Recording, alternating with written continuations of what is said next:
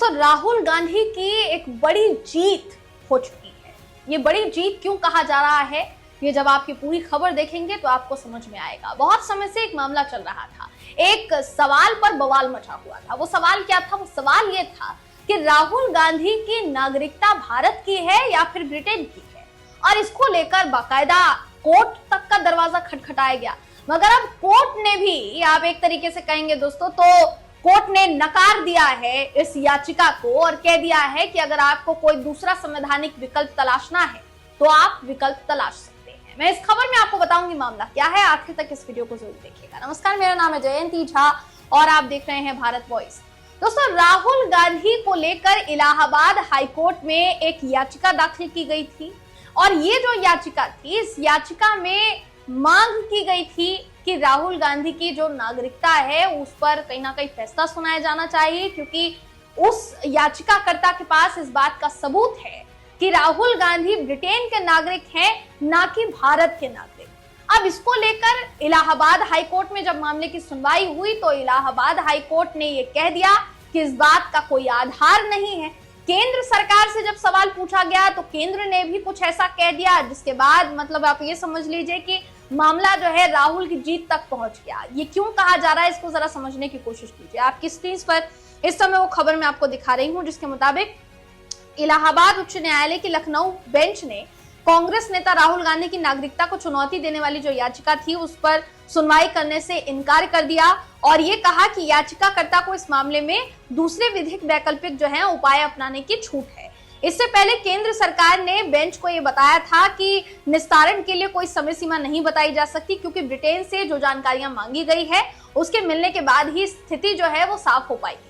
यानी केंद्र सरकार से भी इस मामले में जो है बातचीत की गई थी, लेकिन केंद्र सरकार ने कहा कि अभी वो ये नहीं बता सकते हैं कि सबूत कब तक मिल पाएंगे, क्योंकि जानकारियां जुटाने की कोशिश ब्रिटेन से की जा रही है और उसको आने में अभी समय लगेगा। ऐसे में ये कहना संभव नहीं है कि टाइम पीरियड क्या हो सकता है, समय सीमा जो है वो क्या हो सकती है।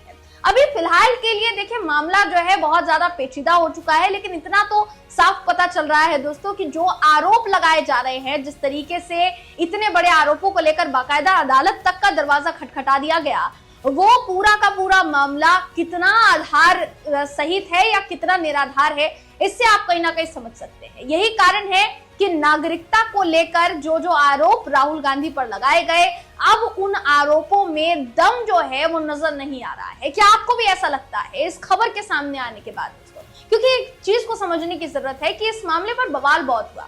यह भी कहा गया कि बाकायदा इस बात के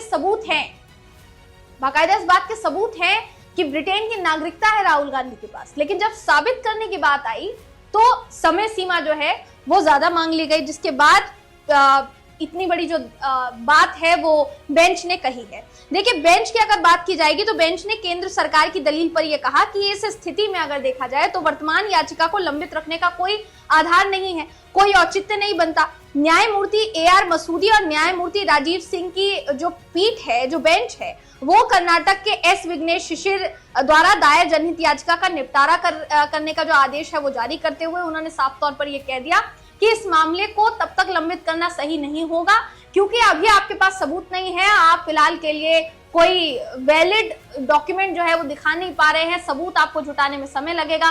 तो फिलहाल के लिए जो याचिका दाखिल की गई है उसका निपटारा किए देते हैं और याचिका पर सुनवाई करने से जो है उसको इनकार कर दिया। कुल मिलाकर ये कहा जा सकता है कि फिलहाल मामला जो है बहुत ज्यादा राफ साफ हो चुका है कि नागरिकता पर उठाए गए सवाल कितने सही थे और कितने गलत। क्या आप भी इसे राहुल गांधी की जीत के तौर पर देखते हैं? कमेंट करके जरूर बताइएगा। अगली वीडियो में आपसे फिर मुलाकात होगी, तब तक के लिए नमस्कार।